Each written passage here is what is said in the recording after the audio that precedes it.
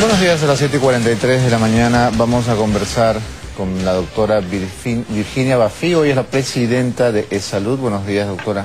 Hola, Beto, buenos días. Muchas gracias por esta invitación. Gracias por haber venido. Está usted relativamente nueva en el cargo y entiendo que es una primera entrevista que nos va a permitir saber en qué estado ha encontrado una institución siempre tan difícil como eSalud. Sí. Ayer estuvimos aquí presentando una preocupación que nos fue transmitida por los propios médicos del programa de PADOMI, un programa de asistencia domiciliaria, que es un programa que ciertamente representa una salvación para muchas familias que tienen un anciano en casa. ¿Cuánto hay de cierto en esta posibilidad, si no es ya un hecho?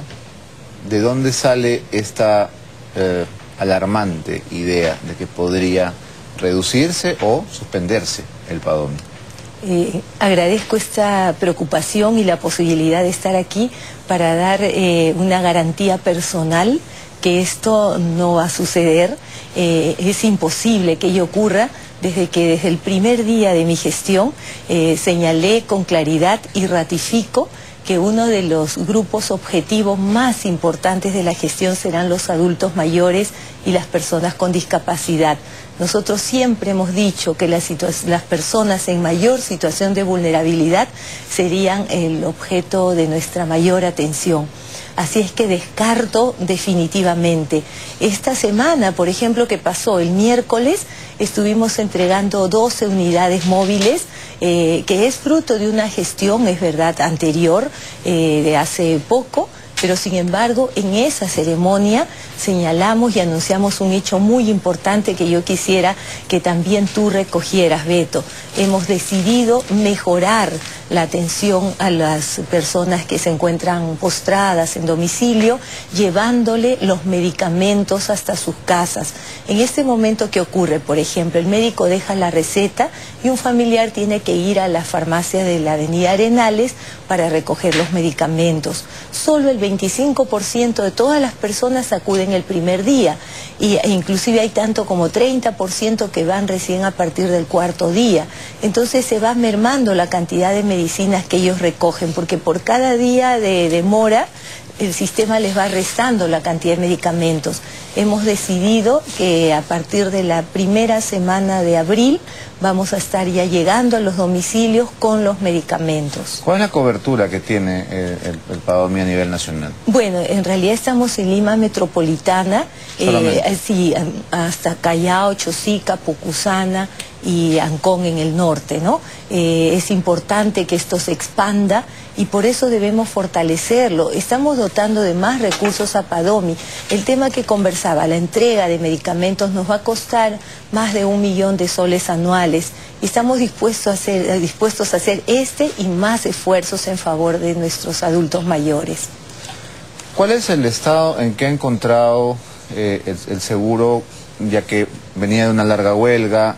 La gente que ha tenido que hacer uso de los servicios de emergencia se ha quejado de condiciones tremendas al interior de estos servicios, pacientes que entraban y nunca conseguían cama y se quedaban semanas en las camillas, en los pasillos esperando atención. ¿Cuál sería su diagnóstico a las pocas semanas de haber asumido el cargo? Tan pronto como el primer día, para nosotros era clarísimo que serían 3 las líneas de acción que deberíamos trabajar. En primer lugar, el desabastecimiento de medicamentos. Es hasta ahora un clamor de muchos asegurados que requerimos poner mucha más atención a un adecuado abastecimiento de medicamentos. Y así lo hemos hecho, hemos salido a hacer compras de emergencia, estamos en la compra corporativa del Ministerio de Salud también, nuestras propias compras ya se inician, compras a gran escala. El segundo tema era precisamente el diferimiento de citas quirúrgicas. Hemos encontrado pacientes que están en espera 6 meses, 8 meses, 1 año. Por eso hemos respondido ya con el plan Confianza. Lo hemos lanzado la semana que pasó, el lunes de la semana pasada. El plan Confianza significa más operaciones, menos espera. En otras palabras, vamos a cortar el tiempo de espera quirúrgica. Si ahora el promedio es de 6 meses de espera, en adelante nos hemos fijado 45 días como máximo para diciembre de este año. Nuestra meta es que el próximo año esto lo podamos bajar a 30 días de espera. Como máximo, nos hemos preparado, estamos empadronando a nuestros asegurados. Aprovecho de tu programa, Beto, para hacer una invocación a todos aquellos asegurados y aseguradas que tengan una programación en espera, para que se acerquen a cada una de las 8 agencias de seguros que tenemos, según puedo señalar, en Jesús María, San Isidro, en Los Conos, en Comas, en San Martín de Porres, en San Miguel, en Salamanca, para poder inscribirse. A partir de la primera semana de febrero empezarán las cirugías de este plan Confianza. Y en tercer lugar tenemos también el diferimiento de las citas médicas, de los procedimientos. Así es que este es parte de este plan de recuperación de la confianza para nuestros asegurados. Ahora, ciertamente esta reducción en el periodo de espera implica muy probablemente o contratación de más personal o algún tipo de estrategia interna. ¿Cómo se va a lograr? Sí, definitivamente estamos trabajando en ello. ¿Por qué es que se ha producido esta lista de espera?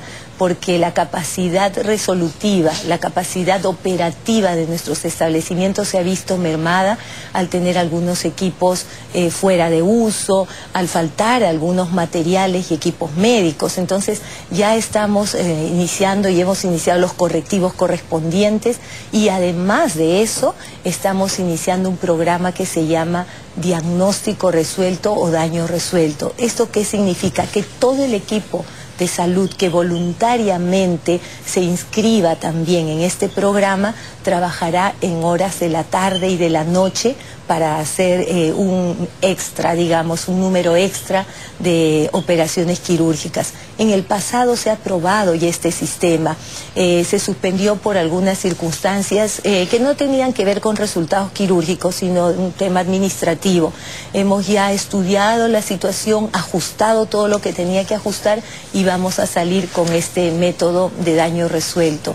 Es importante señalar que los médicos y los profesionales de la salud participan porque ven también sus ingresos económicos incrementados. Entonces todos ganamos, los asegurados, el personal, nuestros colaboradores. Es un magnífico ejemplo de cómo se puede seguir innovando.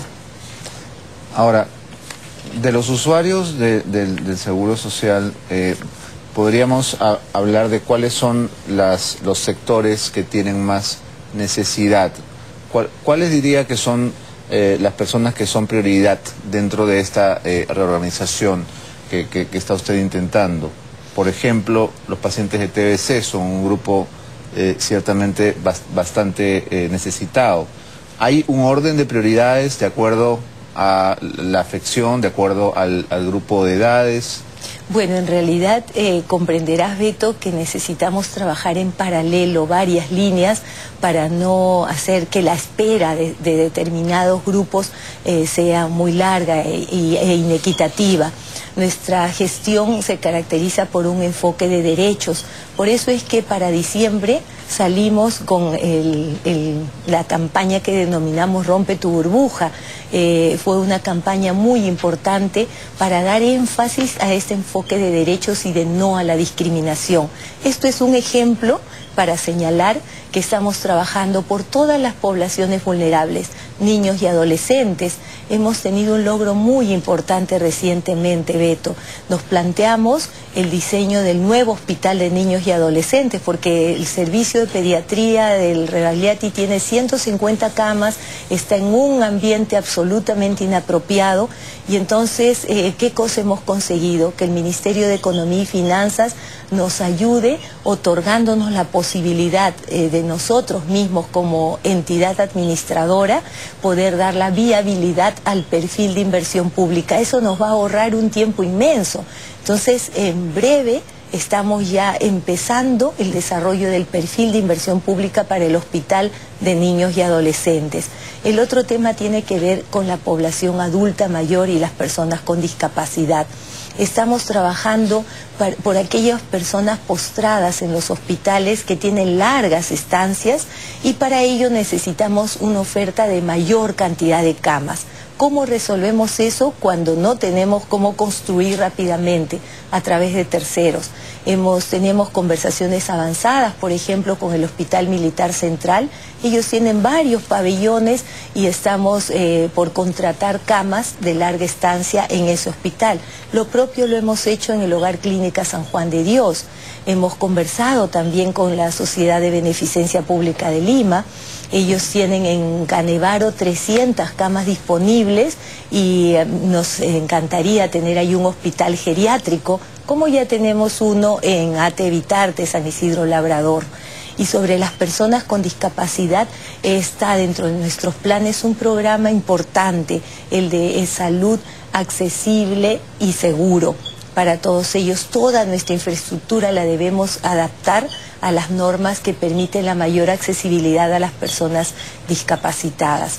Cuando hablamos del Hospital de Niños nos referimos al de San Borja, al que generó tanta polémica cuando comenzó la construcción. No, el Hospital de San Borja es del Ministerio de Salud. ¿Cuál es el Hospital de Niños? Nosotros hablamos de la construcción de un proyecto hospital. No es un proyecto que está empezando, que ya existe en nuestro plan de trabajo, que ya tiene la aprobación de las autoridades del Ministerio de Economía y Finanzas, muy importante el Sistema Nacional de Inversión Pública. Ya hemos empezado con la fase preliminar del desarrollo del perfil. Lo mejor, tenemos el terreno en el campus donde está el Hospital Rebagliati, en la esquina de Salaberry y Coronel Segarra. Allí estará nuestro Hospital de Niños y Adolescentes de Salud. ¿Y está programado para cuándo? En 3 años como máximo. Mientras tanto, estamos buscando también alternativas para brindar una mejor calidad de atención a nuestros niños y adolescentes. Otro tema importante que también nos llamó la atención es la cantidad de personas que vienen de provincias, que se quedan día y noche junto a sus niños. Tenemos un proyecto para abrir una estancia familiar muy cerquita de acá, en la calle La Begoya, vecinitos. Hay una casona inmensa de 2000 metros cuadrados que servirá para albergar a 60 padres de familia, de provincias, y estamos a un paso del Hospital Rebagliati. Así es que todo eso da idea de la preocupación que tenemos por el bienestar de nuestros asegurados y aseguradas. Ahora, de hecho, los que vivimos en Lima estamos en cierta ventaja, no, en bastante ventaja, porque muchos de los programas solamente funcionan en Lima, ¿verdad? Sí, y justamente hay otro tema que tú traes a colación dentro de las prioridades. Por ejemplo, el Plan Esperanza, que es un plan ambicioso de lucha contra el cáncer.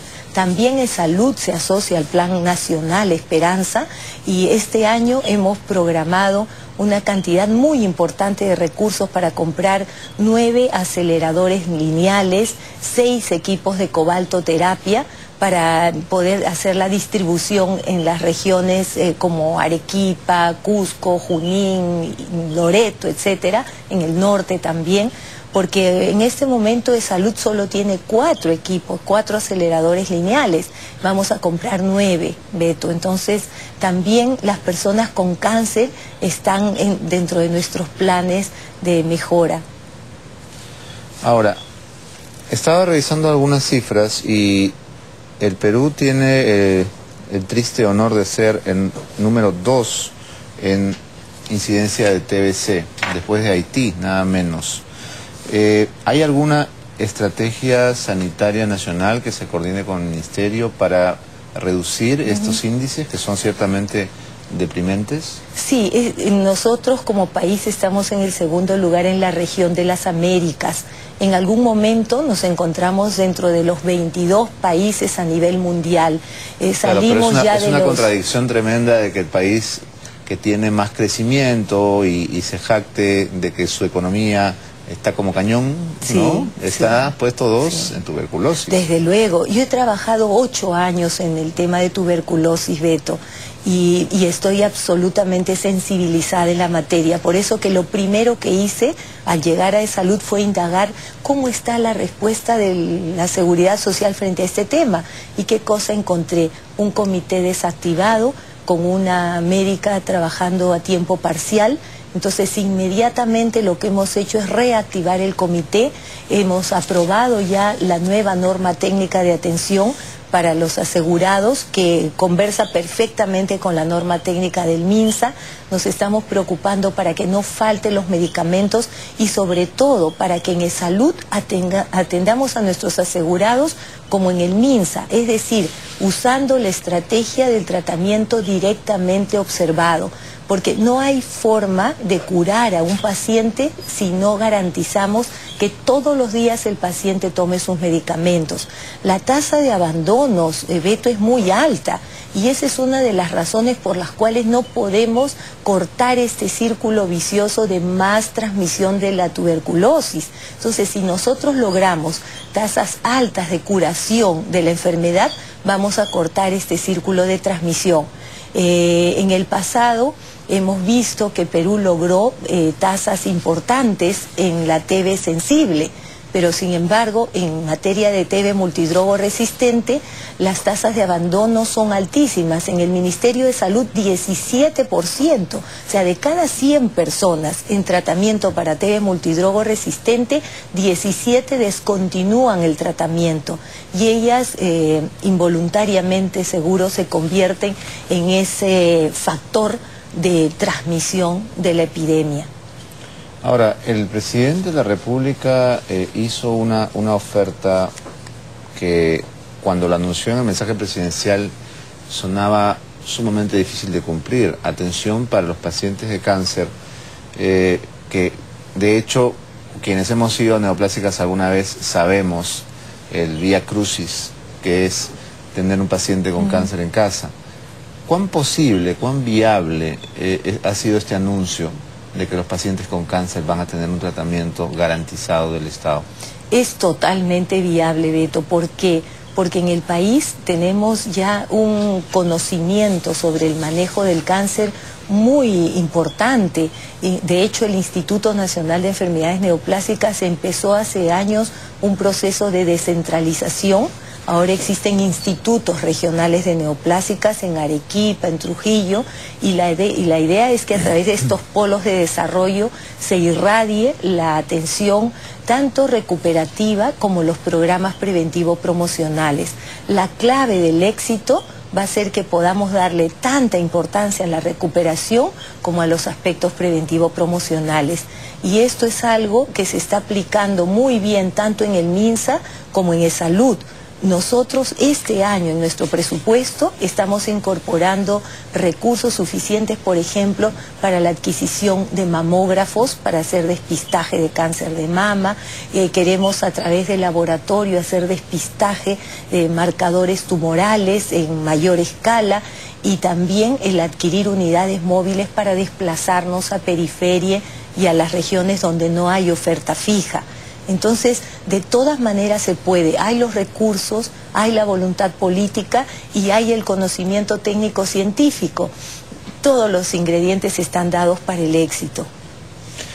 De hecho, uno de los sectores que con mayor frecuencia vemos en medios de comunicación también reclamando son los pacientes seropositivos. ¿Qué tiene programado de Salud para este sector que en muchas oportunidades se deja de lado y a pesar de que el Perú es un país donde sí se les da medicación, esta no es constante, no es regular y por supuesto esto puede poner en serio riesgo la salud de estas personas? Bueno, yo debo decir que Salud, cuando IPS fue la primera entidad después de las Fuerzas Armadas en brindar el tratamiento garantizado para personas con VIH. Esto lo hicimos en el 97. Han transcurrido muchos años, existen muchas personas de esa época en tratamiento, porque esta es una enfermedad crónica en realidad. ¿no? Ha variado mucho el pronóstico de las personas con VIH, de tal manera que ahora las vemos, pero ya no las vemos en los hospitales mayormente, las vemos en su contexto laboral como debe de ser, porque son personas que llevan solamente una enfermedad, una infección crónica bajo control. Nuestro compromiso con las personas con VIH tiene que ver con un suministro adecuado de medicamentos acorde a sus necesidades terapéuticas y un trato digno y con respeto. Así es que estamos trabajando fuertemente en eso, Beto. ¿Tenemos alguna información de cifras? ¿Cuál es el universo de personas seropositivas que se atiende? Bueno, las cifras son a nivel nacional. En el salud tenemos mucho menos pacientes que en el MINSA, algunos miles de personas con VIH.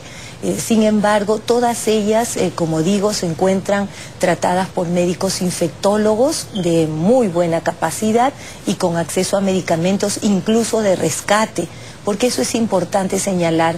Cuando empiezan las personas tienen acceso a tratamientos de primera línea, sencillos, poco costosos, pero conforme pasan los años necesitamos ir ajustando la medicación al nivel de resistencia que el virus pueda ir creando. Por eso es importante monitorear el nivel de resistencia que los virus adquieren para poder dar una respuesta terapéutica adecuada. Dentro de esta reorganización se ha considerado que quizás una reducción en el tiempo de espera de los asegurados que quieren someterse a una cirugía tenga que ver con también una reducción en la burocracia. ¿Qué se va a hacer, por ejemplo, con el polémico asunto del personal CAS contratado y que en muchos entes del Estado está representando ya un problema?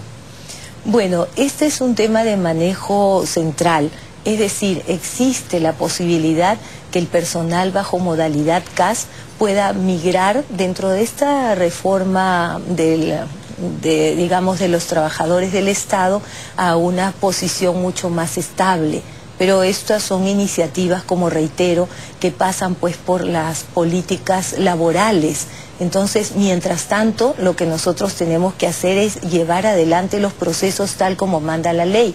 Es decir, incorporación de personal CAS bajo concurso, un concurso estricto y con total respeto a la norma. ¿Te parece una buena estrategia esto del personal CAS? ¿No crea más problemas de los que soluciona?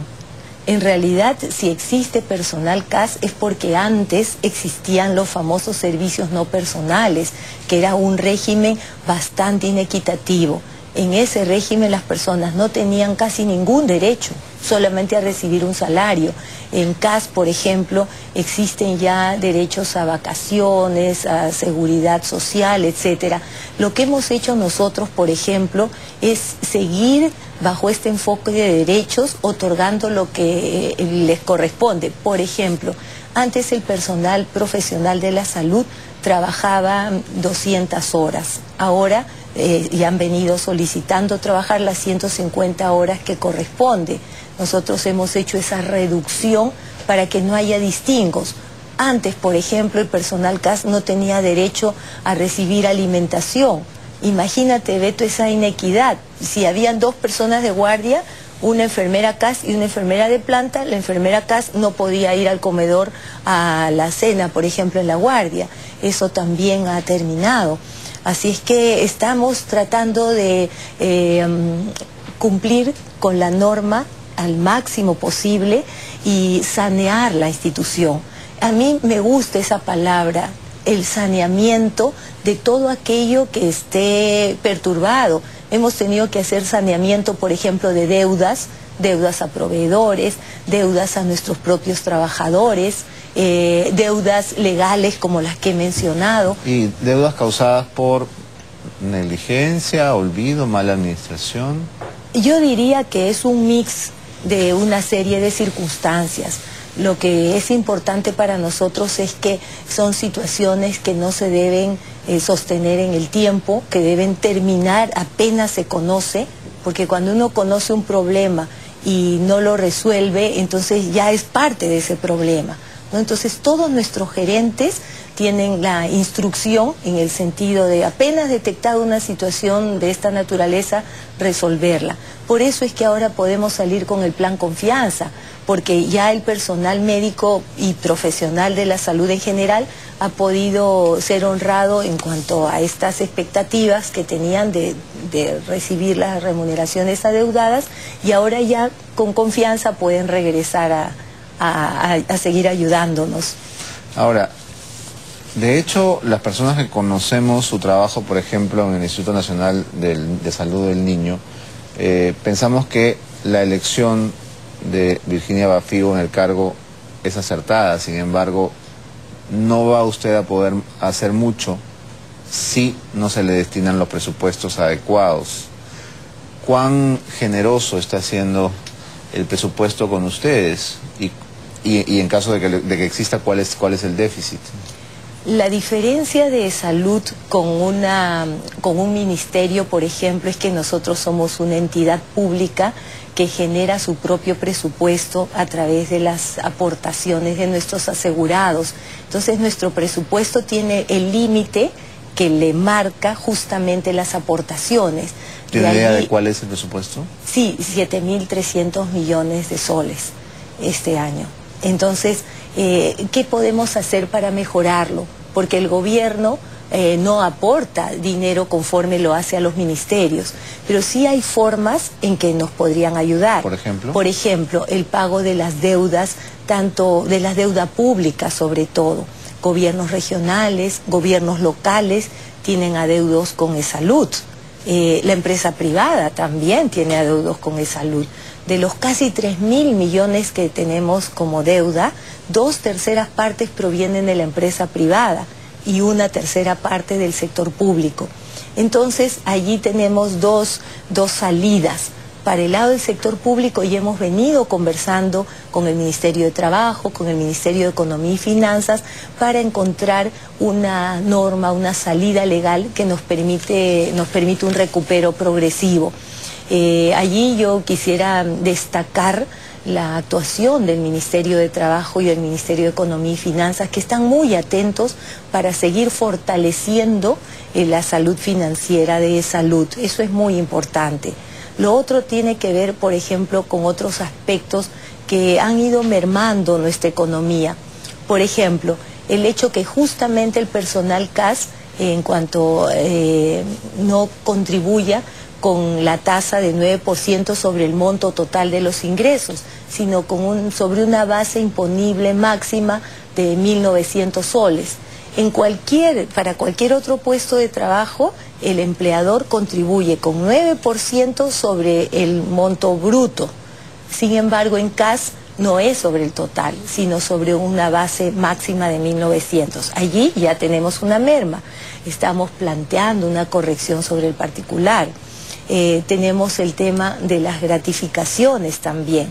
Desde el principio siempre se dijo que las contribuciones serían 14 al año, y sobre ese presupuesto se ha venido trabajando hasta el año 2009, que salió una ley que nos recortaba 2 gratificaciones, 2 aportes por gratificaciones al año. Eso ha tenido un costo de 700 millones de soles menos para nuestro presupuesto. Comprenderás que es una suma importantísima, por ejemplo, ¿cuánto gastamos nosotros en medicamentos, materiales médicos, equipamientos? 1.500 millones de soles al año. 700 es la mitad de todo eso, ¿no es cierto? Entonces, cuando se resta los 700 millones al año, se crea un impacto bien importante en la institución. Así es que tenemos la esperanza que nos ayude también el Congreso, porque aquí ya no es el Ejecutivo, es el Legislativo quien tiene la palabra. Así como aprovechó nuestras cámaras para convocar a los asegurados, quizás sería una buena idea que lo haga también con los deudores, ¿no? Porque si esas deudas comienzan a pagarse, ciertamente el trabajo de salud va a poder ser mucho más eficaz. Sí, y yo quisiera efectivamente hacer una invocación, y una invocación acompañada a un compromiso. porque muchos de los deudores, yo quisiera ponerme en los zapatos de los deudores. Muchos tienen el argumento, tengo muchas deudas, priorizo mis deudas, no pago a aquella institución que no me da un buen servicio, por ejemplo, ¿no? Entonces nosotros lo que estamos haciendo es trabajar intensamente para revertir esa situación, para darle un buen servicio a nuestros asegurados que son sus empleados. De esta manera cualquier dinero que destinen para honrar la deuda será un dinero bien invertido.